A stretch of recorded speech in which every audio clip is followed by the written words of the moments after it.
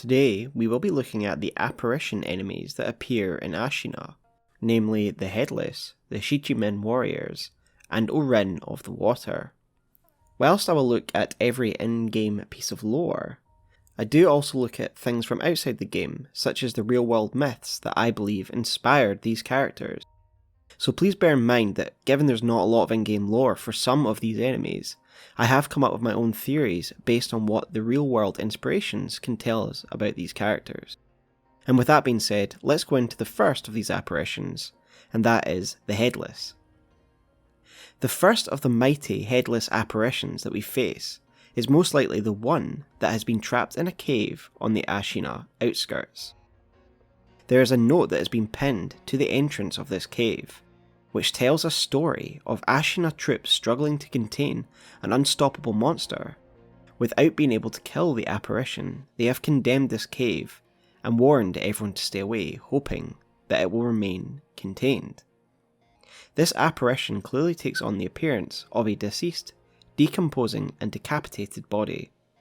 The beginning flavour text to the item Spiritfall gives us an idea of who these bodies once were. They were heroes who fought for their countries. It also says, and I quote, "Headless are the ruined form of corrupted heroes." Now let us break this down pretty carefully. They are the ruined form, so we can assume that this appearance is ruined because they are tortured apparitions, and doesn't necessarily reflect how they actually were in real life. Of course, they have no head. However, the word corrupted isn't used to describe their corrupted form. They are corrupted heroes. This to me suggests that they are a particular criteria as to how one becomes this cursed being. You were once a hero who once fought for your country, an honourable thing, but they became corrupted heroes for one reason or another, before dying a violent death, and thus a headless spirit is born. The symbolism of the lack of a head is therefore quite fitting. Symbolically, a headless man can represent the loss of ego, or more importantly, the loss of an identity. These individuals have been made cursed as a result of using their strength for egotistical and selfish reasons, and thus a beheading and losing their identity is quite fitting, because we don't even know who these heroes are. Their names do not even matter anymore. What is also interesting is their closeness in appearance to what the guide, the official guide, calls Shura Samurai, who are the big guys with the curved swords like Juzo the Drunkard. They even wield the same curved weapon that the Headless do. Now, if anyone meets the criteria for a corrupted former hero, it is Juzo the Drunkard. For the 7th prayer necklace reads as follows: "An unrivaled sumo wrestler, once served a great feudal lord. Dismissed after giving to drink, he fell to a life of brigandry, and so he was dubbed Juzo the Drunkard." This almost exactly matches the description of a headless apparition. He was once a respected person at court, a respected warrior, yet he became a drunkard and became corrupted, and in his own words when we eavesdrop him, he only cares about drinking and raiding. The term Shura Samurai, of course, is very interesting, but it isn't really an in-game description, and so therefore isn't necessarily canon, but it does get one thinking about those warriors, that they may lead down the corrupted path of violence and debauchery that can make one become a headless revenant upon death. And upon revision, after seeing this name terminology in the guide, I do think there is a design similarity between the two, and this is meant to give us an indication of the lives that these men may have once lived, a kind of in-game illustration, if you will. These warriors also seem to have some kind of tenuous connection to Senpo Temple. However, I don't buy that they are monks, which is I know quite a popular theory, or that they were warriors of the temple, and I'll explain why now. For although now Senpo Temple is isolated from the rest of Ashina, this was not always the case. We know that they did support Ashina's military, as the Ungo Sugar reads as follows: "Senpo Temple spread this candy across Ashina in honour of its military heroes." I think this item description is key in partially debunking the popular opinion that these headless are either monks from the temple, or that they are people that the candies are named after. I think the sugar description allows us to understand that these warriors aren't necessarily monks or Buddhist figures at all, and that in fact these candies are just distributed widely from the temple in support of the country at large. Remember, if you eavesdrop the rats of Senpo at the gates of the Ashina castle, they do talk about Ashina as it's their own country, because it is ultimately. Instead, I think that these are Ashina warrior heroes who fought for their country at one point before they were corrupted, and the sugars that are associated with them are just items that were distributed in their honour by the Senpo Temple monks, and it doesn't necessarily mean they are monks or they are the named people. In the case of the Ashina outskirts headless, we can just assume from the context of where he is that this was a soldier who was beheaded in the fight against the central forces, whether on either side, and then rose as a deadly revenant afterwards. Yash Haraku's spiritfall tells of us how his twin died in utero, and this warrior then fell to the palace nobles. Upon his defeat, he was obviously decapitated and then thrown to the bottom of the lake at Fountainhead Palace. Because of the violent death that this warrior suffered at the hands of the palace nobles, he comes back as a vengeful spirit. But unfortunately for his brother who never even lived, the twin is actually cursed as well and brought back in spirit form because he doesn't actually or ever had a body. If we apply the formula for corrupted heroes that I mentioned before, we could maybe assume that this hero was at the palace for personal gain, only to be killed and defeated by the palace nobles. The Ungo's spiritfall tells us a story of a warrior who lost his mind in defence of his country, presumably suffering from some kind of PTSD, before seeing enemies everywhere and attempting a mutiny. As a result, he was beheaded, and then thrown to the bottom of the moat. This is another great example of the headless formula I mentioned earlier. Once a great hero, only to be corrupted by this time madness, and once again is killed, and then rises as a vengeful revenant. We don't know very much about the headless within the forest, as its description only contains a quote from the man before he perished, that he was falling to pieces, as he was drawn deeper into the forest where we find him. We can only speculate as to what actually happened to this man, but given the nature of the forest, it is possible he died beforehand and then his spirit form was drawn into the forest. Either that, or he simply was suffering from some kind of distress, falling to pieces, being a mental disorder or some kind of other trauma, and he was killed by the dangerous denizens of this forest. However, I prefer the first suggestion more. I think that's plenty that we can understand of the Headless, given that there's a lack of lore. If you look really deep, there's actually quite a good story here, and I certainly feel more enjoyment now fighting these kind of anonymous warriors, now that we understand the reason that they are haunting these places. Next we will be talking about rinofthewater. Her design is obviously based on the Komasu monks of the Edo period, or the Monks of Emptiness. These straw baskets on their heads represented the absence of ego. What else is interesting is that during the Edo period, spies and mercenaries would disguise themselves as these monks to hide their appearance and move relatively unhindered throughout Japan, going about their business. Now, given her hidden armaments within her instrument and her skill with a blade, this could possibly suggest some sort of past as a spy or assassin. We can get further hints of her story from a real-world established myth that could have possibly inspired her story. I'm going to give credit to a Reddit post here. Reddit user 000Ryuzaki made a great connection, and I will post this link below. The user links the story, The Uri of the Blind Musician, and this is a tragic story of a spurned lover. A samurai hears a beautiful singing voice of a blind musician who is playing a shamisen, which is the same instrument that rinofthewater plays. This samurai assumes that she is as beautiful as she sounds. Long story short, he spends a night with her, but upon waking in the pale light of day, he sees that she is really ugly, and she has now fallen in love with him. Eventually, he will kill her and dump her body in a ravine. In time, she will come back as a revenant and kills him, and I highly recommend you read the full story through the link of the Reddit post below. That was just a very simplified version of the story for the purposes of explaining my theory. The story is obviously, to me, a baseline for the Jinza and the Oren storyline, but of course it isn't one for one. With our speculation hats or baskets on, I'd like to take a stab at what Oren's story actually is, and paint a bit of a picture for you. I believe she was a spy or an assassin, but this isn't critical to her story, so just take that if you want it. Either way, she fell in love with the noble Lord Sakuza. Now let us pause for a moment and look at the item we receive from Jinza for completing his questline, Jinza's Jizo statue.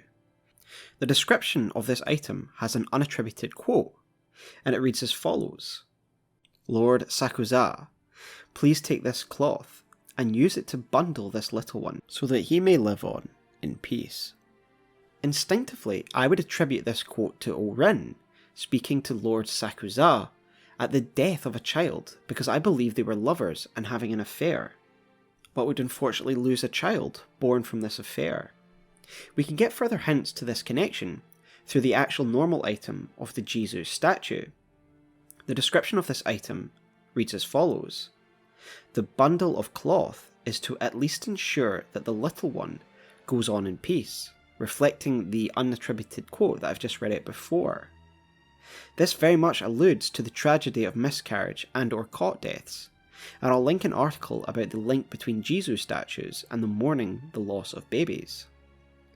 In most basic of terms, the honouring and dressing of the Jizo statues is an offering to Jizo, a guardian to children, and in doing so, this ceremony is meant to assist the child in passing on properly.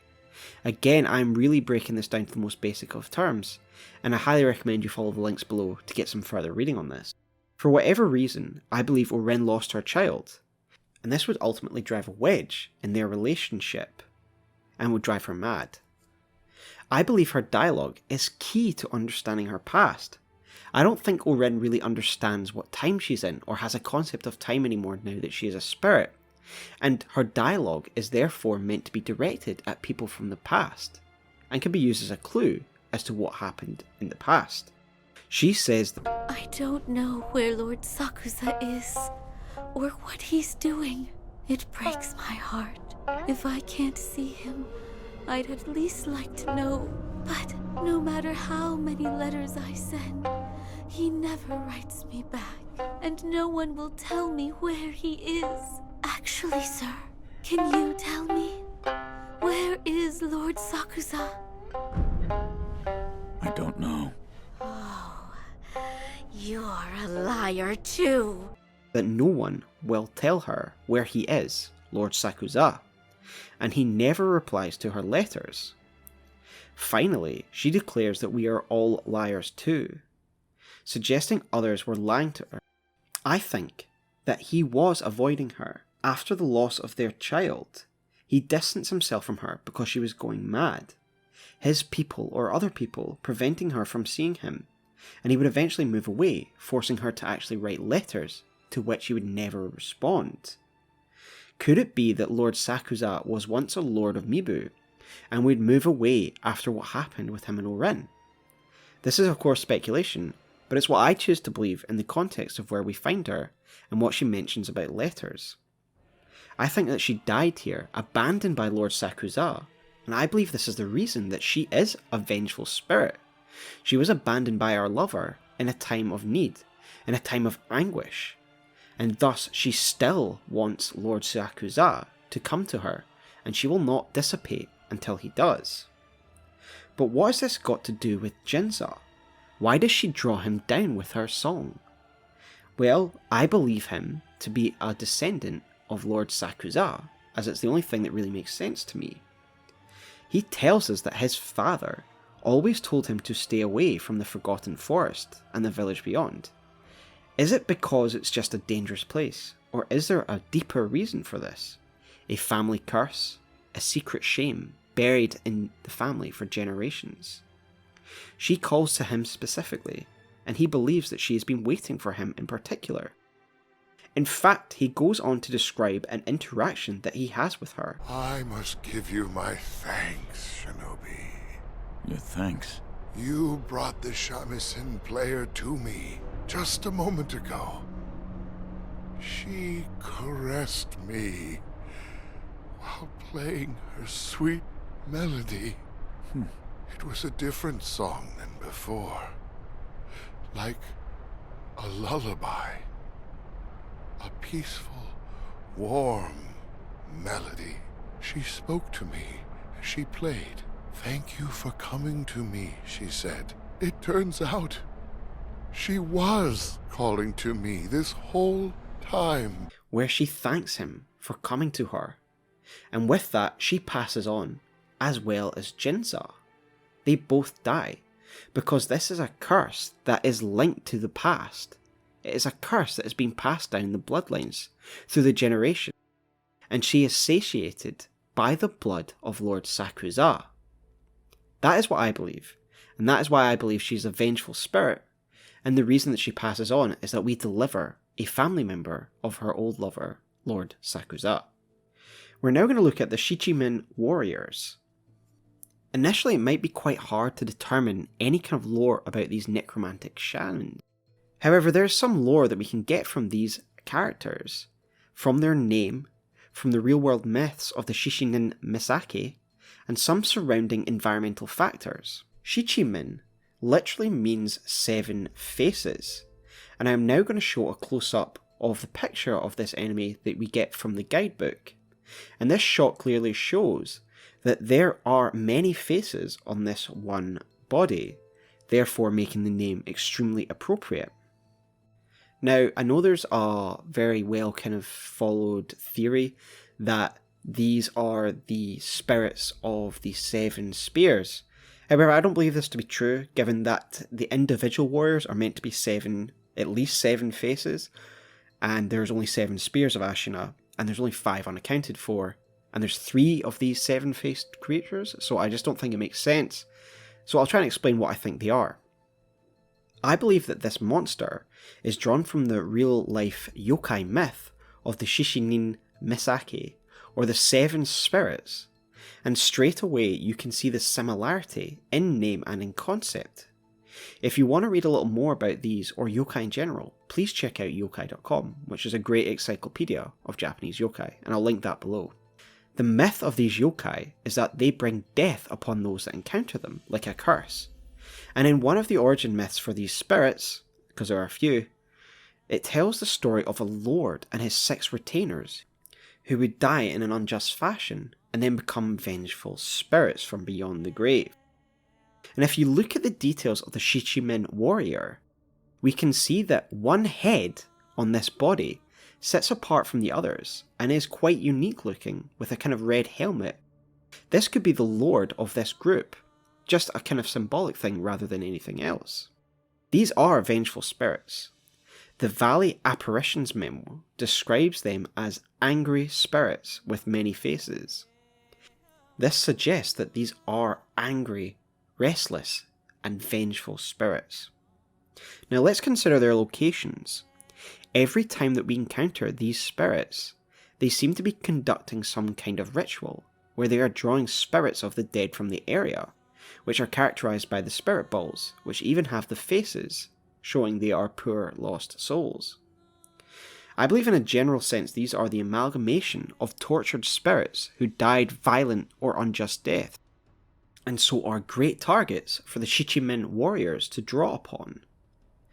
In the first instance, the first time we experience these warriors, it's most likely in the Ashina depths, just before the bottomless hole, near the abandoned dungeon. We can see that this warrior is conducting a type of ritual, and nearby there is a very interesting tower monument which marks a grave, and it reads as follows: "Here lie the vassals of the Ashina clan, executed after the Great Rebellion. May their spirits rest." It seems that here, in the depths of Ashina Castle, lie the buried bodies of various vassals that were executed after Ishin's rebellion, which is often referred to as the Great Rebellion. In fact, if you look at the exact spot that the warrior is conducting the ritual in, He is standing over a mass grave of bodies, again suggesting that he is drawing on the death of these poor souls, their vengeance from beyond the grave. From this offering tower and the position, I assume that the vassals of the Ashina clan are those that didn't side with Ishin and then were executed after the rebellion. There's also another interesting point about his placement. He's very close to Dojun's abandoned dungeon theatre, where he's experimenting on various poor souls to play around with undeath, and there are a lot of rejects and victims in this research, and therefore this very much is a place very much steeped in death. Similarly, with the warrior that we face in the Guardian Ape's burrow, it doesn't appear until we have slain the Guardian Ape and its mate. This warrior, when defeated, also drops the Malcontent Ring, connecting it to the digested shinobi tool within the stomach of the ape. Now, I'm not literally suggesting this warrior is exactly that shinobi, but I believe that this spirit is drawing upon the death of this cave, both of the Guardian Ape and of the digested shinobi within it, and many of the other victims, no doubt, of the Guardian Ape. Therefore, they died violent and unjust deaths, and are angry from beyond the grave, making them ripe targets to be amalgamated within this warrior. The reasoning for the placement of the final warrior might be a little bit opaque upon first reflection, the one in Fountainhead Palace by the waterfall. However, bear in mind that this very much is also a place steeped in death. There is the unjustly killed Headless at the bottom of the lake. This place is dilapidated and decaying due to the sickness of the divine dragon and the dragon rot itself. And above, the highest palace nobles are feasting on the corpses of Okami warriors. And so there is a lot of death here, and it could definitely be drawing upon those who have lost their lives here in various fashions. Ultimately, the Shichimen Warriors, for me, are the amalgamation of the dead of Ashina, those spirits who died in violent and unjust means, and who have come together in this necromantic body that finds places of deaths and draws more and more of these souls into their single being, and thus they haunt Ashina until we put them down. Thank you guys, that is my interpretation of the Apparitions of Ashina. I know there's a lot of speculation in there, but again I think there's a lot of implicit storytelling in Sekiro that we maybe don't give enough credit for, and this is what my interpretation of their design, environmental factors and location, this is what ultimately leads me to these conclusions. Hope you enjoyed this video, and if you did, please give it a like and a subscribe for more Sekiro content, as there's more coming and I've got plenty on my channel. Thanks guys, and have a good night.